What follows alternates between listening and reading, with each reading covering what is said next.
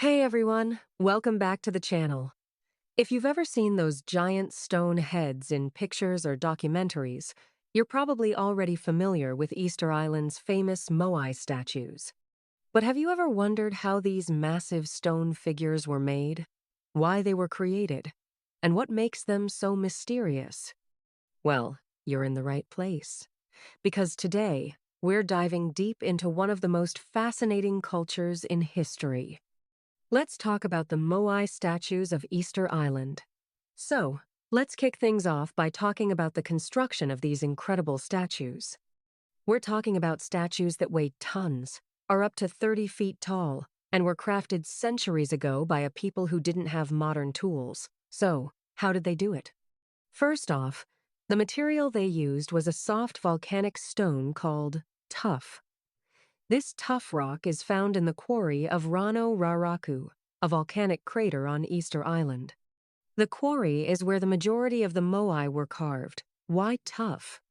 Well, it's easier to carve than harder stone, and with the right tools, it allowed the sculptors to create some pretty intricate details. Now, for the actual carving, the Rapa Nui people used a mix of tools. They had stone chisels and obsidian blades. Obsidian, by the way, is a volcanic glass that's super sharp, so it was perfect for the delicate work of shaping the moai's features. The statues typically have exaggerated heads with large noses, deep brows, and pursed lips. Why the big heads? Well, heads were seen as the seat of power and spiritual importance, so having a large head was a way to show the power of the ancestor the statue represented. Now, here's the real question. How in the world did they move these massive statues?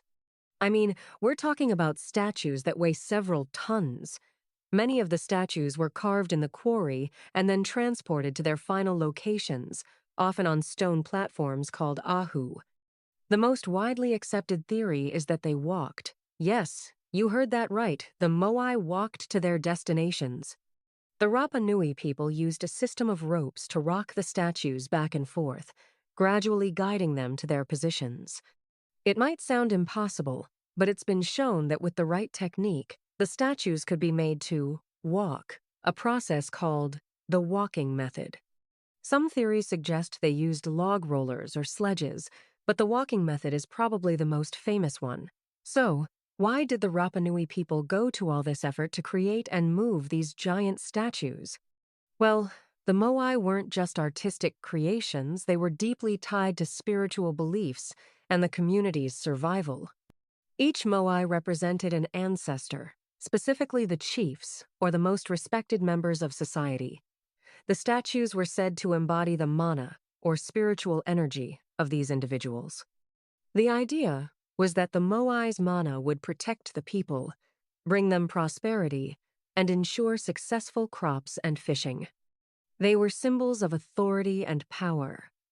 The moai were also placed on the ahu platforms, which doubled as burial sites. So, not only were these statues honoring ancestors, but they were also physically linked to them.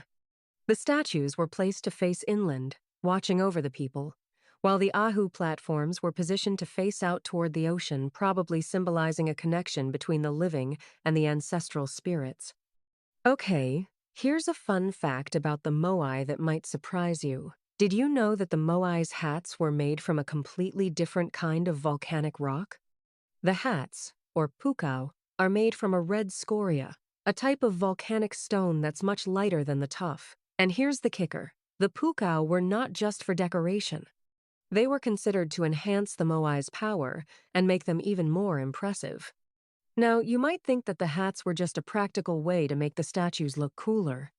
But actually, they're a symbol of high status. Only the most important ancestors would get a pukau on their statue. It's like a crown for the moai.